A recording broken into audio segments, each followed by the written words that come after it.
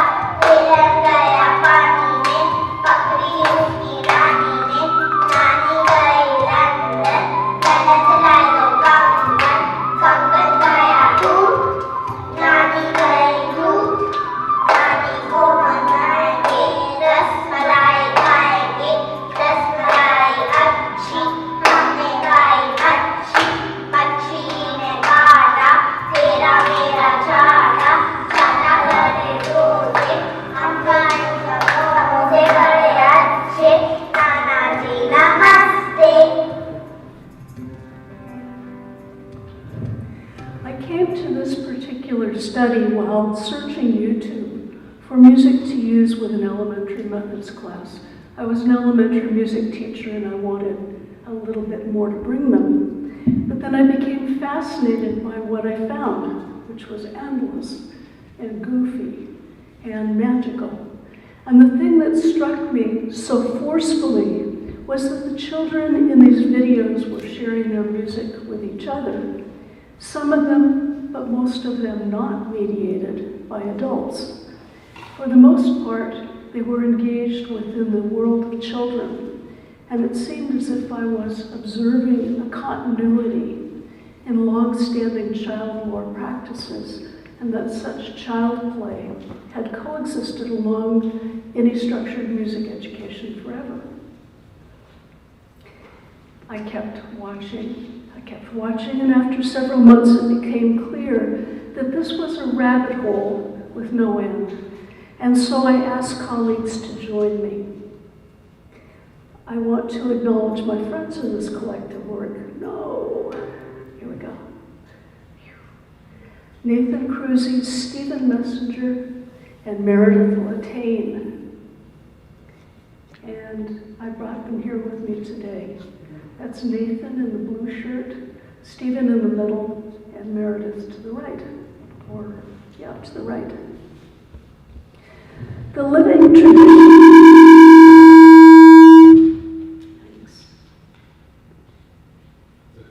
It's okay? What did I do? All right.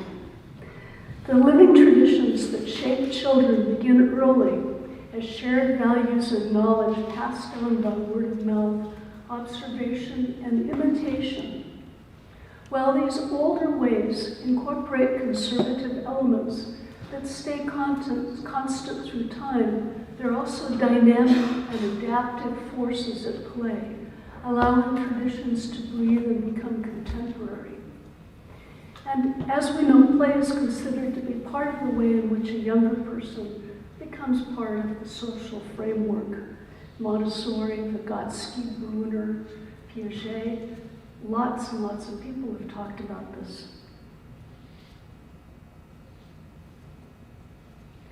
Custodero, Calais, and Diaz Donoso in 2016 documented benefits of musical play in child development, and they write that music making can provide children with cultural tools that are necessary for them to make sense of what's happening around them, and that such music making helps them work collaboratively with others. It's the collaboratively with others that's part of this clapping games thing. So notice the adult in this clip, or the adults in this clip taken at a barbecue.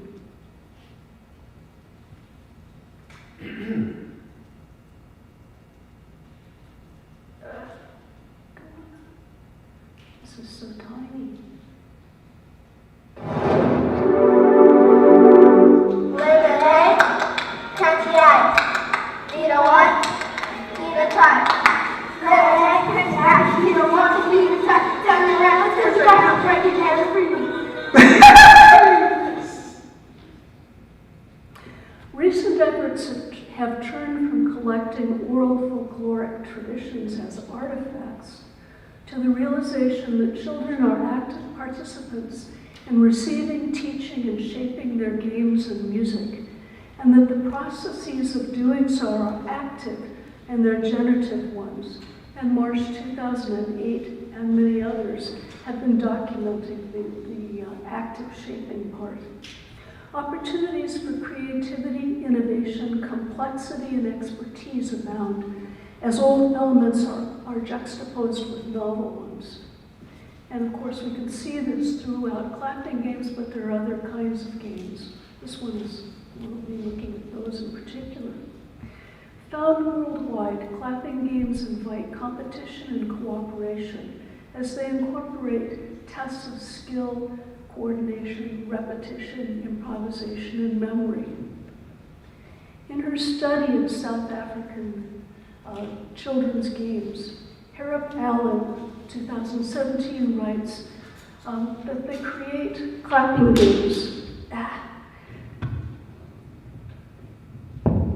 by using bits and pieces from all over the place, and that this is characteristic of the ways in which children do this all over the world. In English-speaking countries, clapping games tend to be the domain of little girls, although this is not a firm distinction, nor is it everywhere, as seen in this example from Nigeria.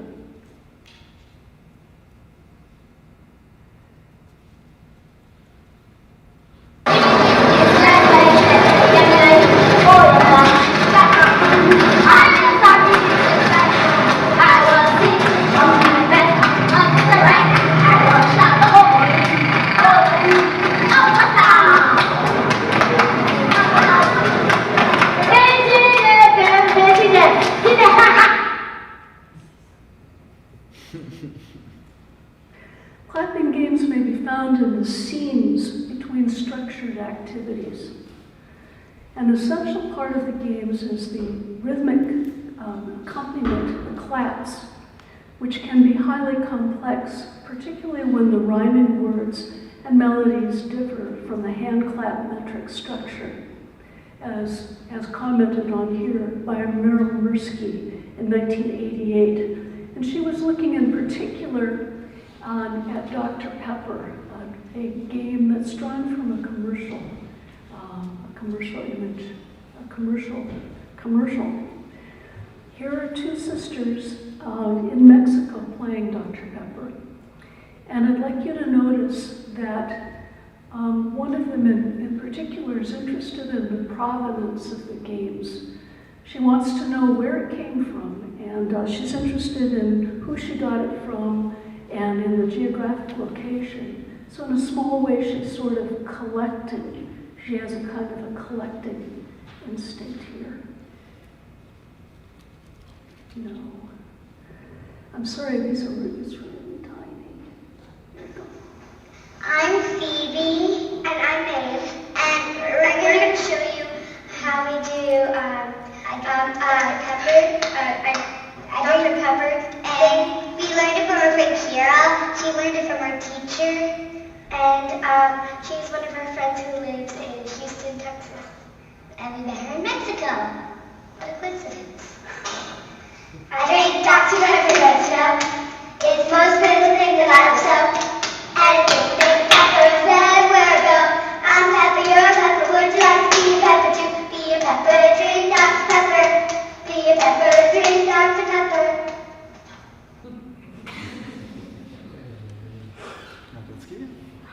Chants frequently embed modern elements such as commercials, as we see here, and media into older forms.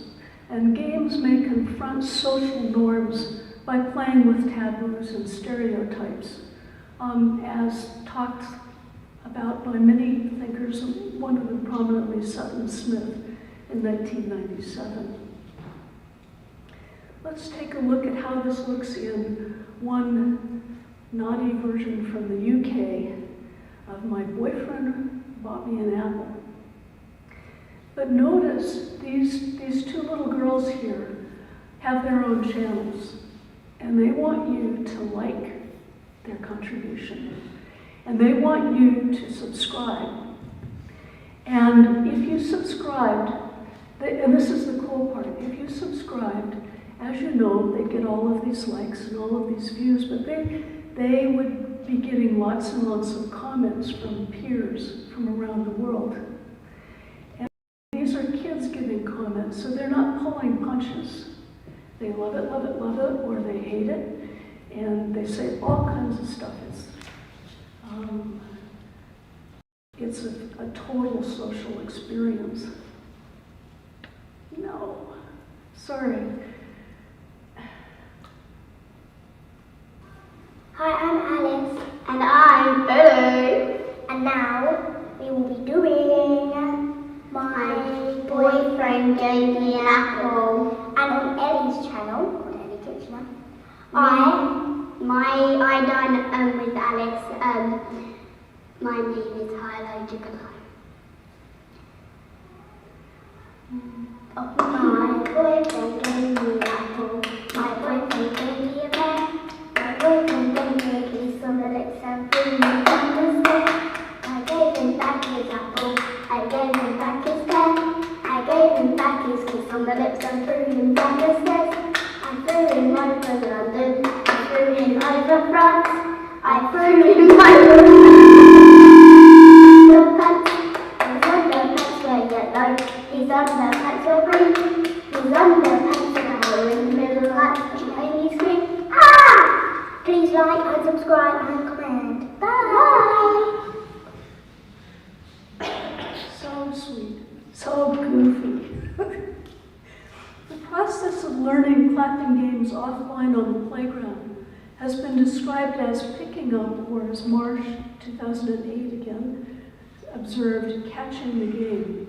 Marsh emphasized the metaphor of catching games is marked by close observation, physical contact, and modeling of new game behavior. Countryman. Hi, I'm Alice.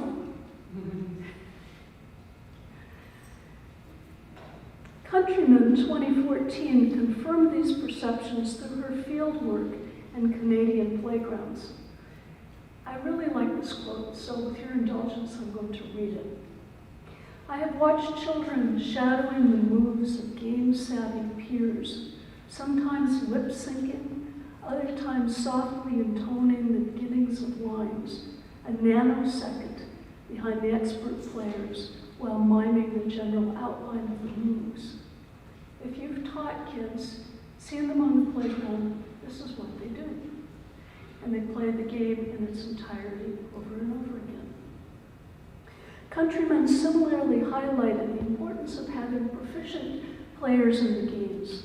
Experienced players serve as a medium through which text, movement, and music are reinforced among players who have varying skill levels. And here are two videos illustrating novice and then more expert players.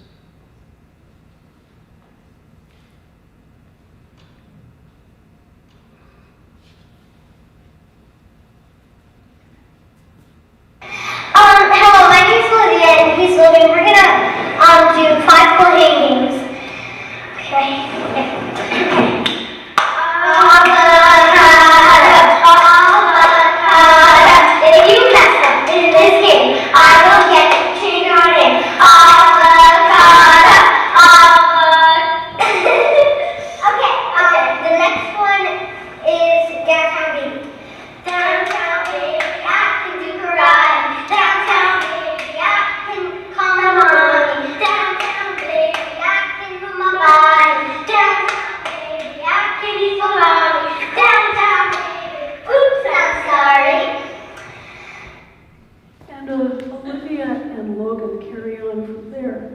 But you'll notice that you've got this little dragon girl.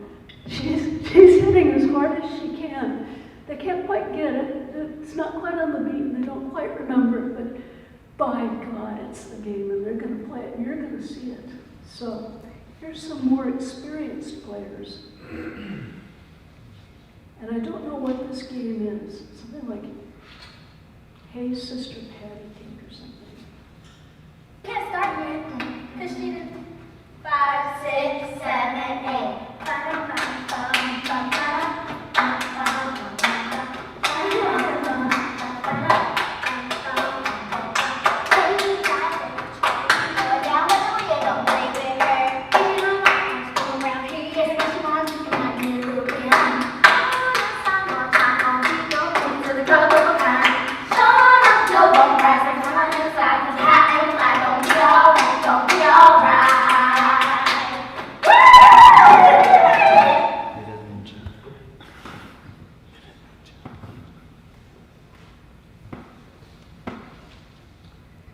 Harwood and Marsh argue that learning on playgrounds differs from formal models of instruction.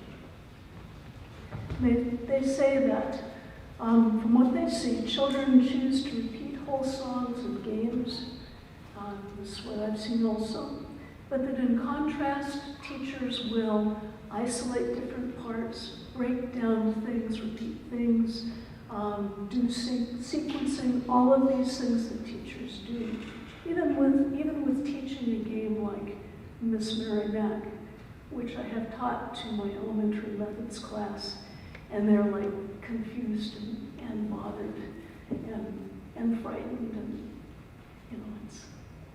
it's pretty fun. This is why I do it anyway. But furthermore, Harwood 1998, Desani 2004, and Lil 2014 documented children's shifts from observers to peripheral participants, that's partial, peripheral partial, to full participants in what they see as communities of practice. But now let's look at some music learning on YouTube. And it's hard to believe that YouTube has only been around since 2005. It's kind of had a huge impact on lots and lots of aspects of teaching and learning. While the processes of learning clapping games face-to-face has been documented extensively, corresponding online practices have drawn attention only recently. Recent research indicates that children increasingly adopt online spaces as part of their social and their musical networks. We're going to take a look at 2 current studies, and this is the book cover representing one of the studies, a 2-year project called Children's Playground Games and Songs in the New Media Age. And that examined the relationship between traditional and media-based learning in the UK. Byrne, who co-wrote this book in 2014, led his team in this project from 2009 to 2011. Drawing upon the work of folklorist Iona and Peter Opie. The project generated a website through the British Library, a documented film, a book, and an interactive computer game adaptation to capture children's physical play. I have not been able to find the online game adaptation to show you, but they say it's there and I believe them. This team continues to be active. They are continuing their next phase also with the museum, and it's called Playing the Archive. It's destined to go from 2017 to 2019, so we've not seen their findings yet. As part of the team, Bishop, 2014, studied one clapping game taught both on playground and online. And she found that the playground teaching followed the usual patterns. However, when 2 girls learned a version of Eeny Meeny Decimini from the YouTube, they watched it several times, they attempted it, they got it wrong, and then they watched it again and corrected their mistakes. They then combined the YouTube tune with already familiar clapping games and with a text that they knew already, heard on the playground. And then they took this hybrid version and they taught it to others. This happened quickly, easily, freely. Fascinating. Bishop wrote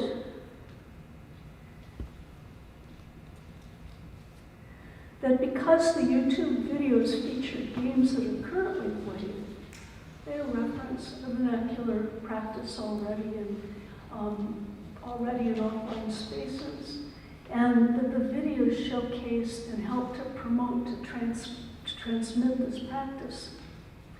Bishop analyzed the ways that children selected from a number of videos to create their composition, their composite game. Novel pedagogical features she isolated included occasional subtitles, dividing the teaching into steps, and slowing down the tempo for teaching. What was striking about these findings is the fluid way in which these children adapt what they find from both online and offline contexts.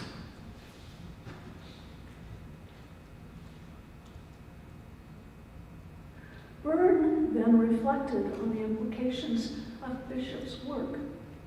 Because different game versions may coexist in an archive of older and newer materials, the multiplicity of versions expands the breadth and life of games. There was emergent interplay between local to global transmission practices. A final aspect was social dynamic change in online representations compared to socially engaged games in offline contexts. And he offers that the idea of cultural rehearsal allows for continuity between the folkloric process of oral transmission, sedimentation, and innovation, and those enabled by digital media and participatory online practices. We have presumed that we cannot see the sedimentary process, the amalgamation, the things that go on in folkloric traditions, in traditional transmission. It's easier this way to see what's going on. In the second study, Veblen, Cruzy, Messenger, and Latane, 2018, investigated children's informal music making online through analyzing clapping games on YouTube, and you've just seen some of those that were called. 184 games were curated from different parts of the globe over 16 months from 2014 to 2016. I have no life. Video selection was based on accessibility in the moment, which was an important feature because the episodes were uploaded constantly and some disappeared. As well, there was a richness of context and self-production that we looked for. Then we analyzed the videos according to participant attributes, purpose, and learning teaching aspects. And here are the things that we found. I'm going to start from the bottom, actually. As you saw from the things that I presented, many of the participants are female. The ones in the particular collection that we found, 69% of them were girls aged 3 through 12. We estimated their ages. And we noted that they played intergenerationally. The posters frequently engaged them playing among their family or with close friends in private spaces. And then the smallest category was connoisseurship, in which a player's purpose was in collecting games and determining the origins of their versions. Moving up, a third of the videos displayed the player's expertise and competence. And then, at the top, nearly half of the games seemed to serve pedagogical purposes. It's hard to guess when you don't know, when you can't ask them directly. And this was an ethnographic lurking. So we were not reaching out to these children. But we would watch these again and again, and they seemed to be for a pedagogical purpose. Overall, the games were taught and learned in their entirety, from whole to part, which is a process we've seen before.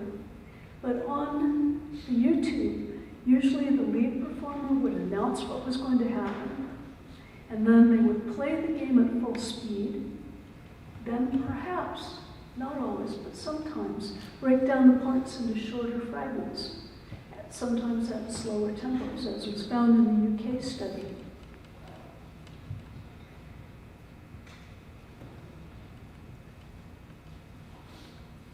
Here's a version from the Dominican Republic, a clapping counting game, naturally sequenced.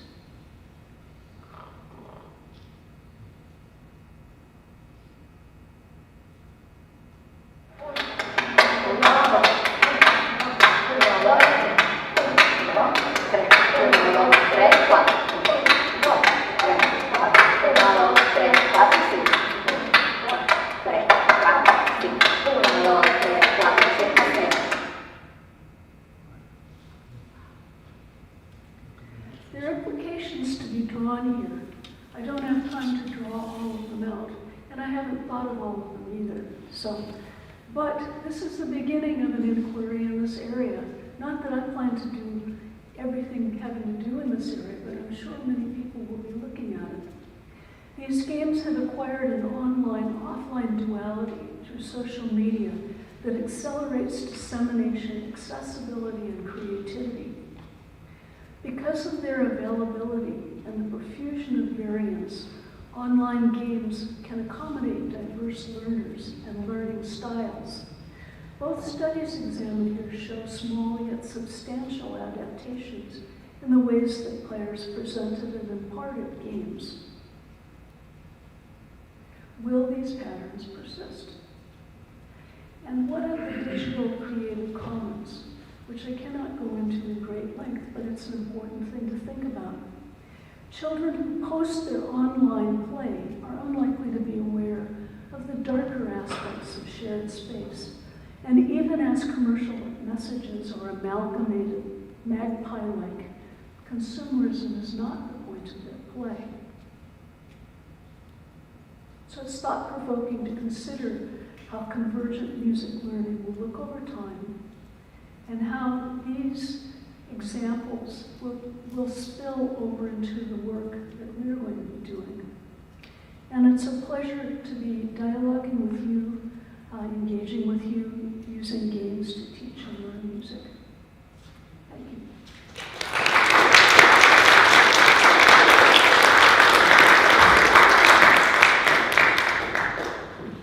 Thank you very much. Maybe one or two questions because we are already a bit behind the schedule. So, yes?